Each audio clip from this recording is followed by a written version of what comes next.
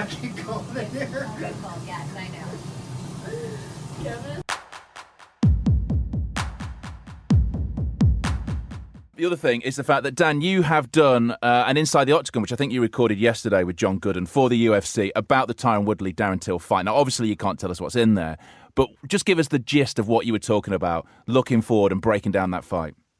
Well, it's a fascinating one because, like, Tyron Woodley, interestingly, has fought. His last 6 fights have been against southpaws. 5 opponents in 6 fights, all southpaws. Don Young Kim, Robbie Lawler, Kelvin Gastelum, Wonderboy twice, and then Damian Maia. And defending his belt, obviously he's fought Wonderboy twice and Damian Maia. They've both been specialists, but they've both been specialists in a range that they can't get to if Tyron Woodley doesn't allow them.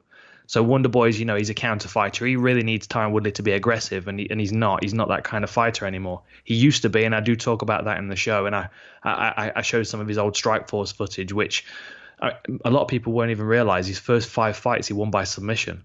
He was a very aggressive wrestler in the early days, but then when he started to run into a higher level of opponent, he just started to kind of, I guess, edge his bets on the things that he felt was stronger, because he knew if he wrestled hard and he failed, then he would be tired, and then he would be sloppy in his strike and he would get picked off. So he started to be far more economical. And honestly, he's got 2 things that he's very good at. It's wrestling. His takedown defense is absolutely incredible, and his right hand can decimate anybody in the division.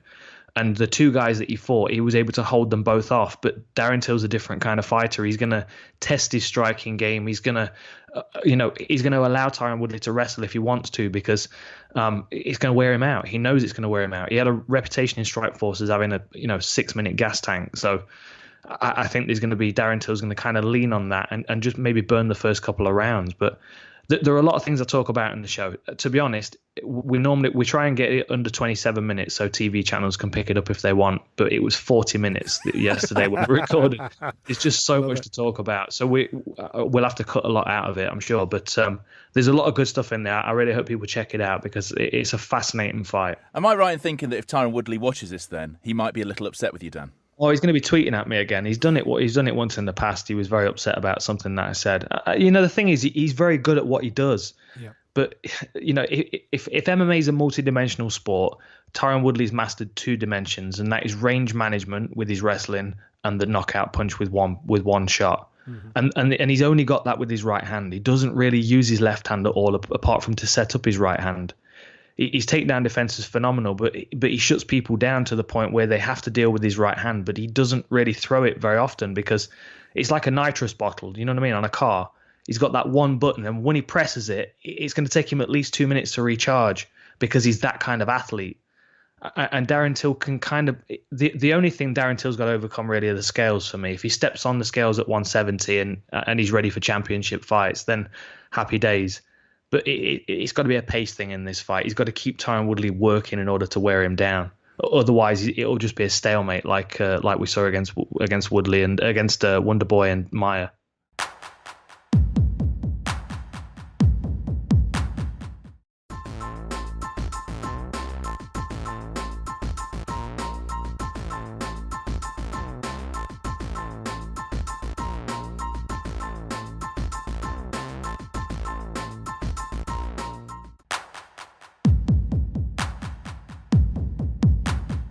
Logan Paul, you ready for this? This is going to hurt everyone's feelings, especially my hardcore fans who are UFC and boxing fans. You ready for this? Logan Paul has more of an athletic background than CM Punk. He has an actual high school credentialed background in sports. CM Punk does not. 2 famous guys showed you how easy it is to promote and sell a fight. It is not rocket scientists. No one is skilled at doing this. We give way too much respect to these promoters. They are not that skilled. It's very obvious who should be fighting, what fight to make, how to build a fight. When a fight does not sell, that's when you realize how shitty a promoter is. Whenever there's 2 headline UFC fighters, both those guys are so fucking talented, it's not even funny. For those fights not to sell, should not rely on the fighter. That's where the promoter and the marketing of the business of the UFC, or name whatever boxing promoter you want, should come into play. It is not the responsibility of them being the fighters. But for these 2 guys with 0 background to shit on any UFC fight this year, numbers wise, shows you how poorly of a job the UFC is doing at times and how easy it is to promote a fight. But again, you're going down a tricky road because now someone in the UFC office is watching this going, that Logan Paul looked pretty good. Shit. How much does he weigh? How much does Logan Paul? What? I guarantee you're batshit crazy if you don't think in the UFC office this morning, someone I don't know if they have staff meetings or how the fuck it works there, unless Dana just comes in, everyone's all quiet like it's North Korea. But if they have a staff meeting, you're crazy. Someone that goes, we're just spitballing ideas here. Can I say something like, Greg, go. Did anyone see the Logan Paul fight? Like, yeah, sure did. He didn't look terrible. He did not. What numbers did they do? Better than any card we've had this year, counting the illegal streams, and somehow these gentlemen who are YouTube savvy figured out illegal streams as well, which we can't do. They figured out all that. Should we sign him? I would guarantee there's and it's going to hurt so many people's feelings. I guarantee there's a spark interest of signing Logan Paul to the UFC. Wow, that would be freaking nuts.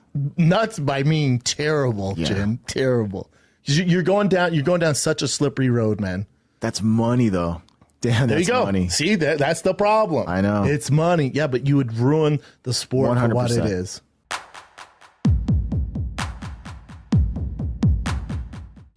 In the contract, is there anything that states what happens if he misses weight? Is this all been taken care of beforehand? Yeah. So what happens if he misses weight? You know I can't take the area. What? You can look back at the shirt, though. What do you got? Oh, there he is. Oh, there you are. I thought that was another person. That's you. You read it, what that says. That says GOAT. GOAT. Greatest of all time. Hey. So there is a plan in place. Would you take the fight if he misses weight? Yeah. Okay, but I mean, they're gonna have to. You gotta have to recognize that I'm chasing greatness here, and I'm not. I've had wins. I've had losses. I'm not chasing the victory. I'm chasing greatness. And if he doesn't make weight, he takes away from me the opportunity to add a fourth title defense on my resume. So he has to compensate me for that. now it's one thing if that happens, but Kamaru Usman has been saying, "Oh, I'm going to be there. I'm cutting weight." Is that an official thing? Like, have you actually been told that if something happens, Official to who? I don't know. Is it a real thing, or is it just something that he's doing? Usman, I respect you, brother, and I would definitely fight you. The funny thing is, me and Usman talk all the time. When it comes down to respect and fighters, people I respect, me and Usman will fight at some point in time, and I'm with it. I'm with fighting him. I'm with fighting Mike Perry, all these dudes that I respect. I like a person that brings, true skill set to the table, and it's a true fighter. I'm with it all day. But I'm not going to fight you on those 24 hours notice, bro. I've been training for a 6'3" striker southpaw, not a 5'10" switch stance. Negative. I don't do what I do the best because I win. I train, I prepare, I strategize, I break my opponent down to a molecule, and I drown them. I leave him empty. I take away all his gifts, and I snipe. I'm not going to switch it up in 5 minutes. So shout out to Usman. You cleaned up on a nice payday. So whatever they pay you to make weight, kudos to you, my man. I'm kind of mad. Ain't nobody ever paid me to make weight. I thought making weight was a part of the deal. So in other words, you're saying, go ahead. No, I'm not fighting. No, I'm not. This fight was already on the abbreviated camp. I'm the one that made this fight happen. It wasn't Phil. I'm the one that stepped up and made this fight happen. So with that said, I'm a world champion. I deserve proper notice. I deserve proper time to prepare and train for a world title. I work so hard. I'm not going to step in. I'm not that guy. Go grab fucking Cowboy or somebody else that's willing to do that. I'm a professional, and I'm a champion. So if he wants to fight me, it's going to be a full training camp. I would gladly take him up on the offer.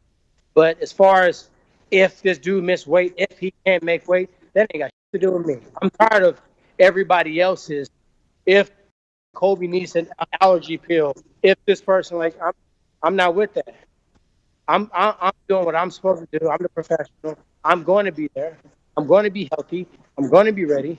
I'm going to make weight. I'm going to put on a show, and that's what I'm controlling. So in other words, don't even bother coming to Dallas. It's a 0% chance if Darren Till misses weight, I'm going to be fighting Usman. 0.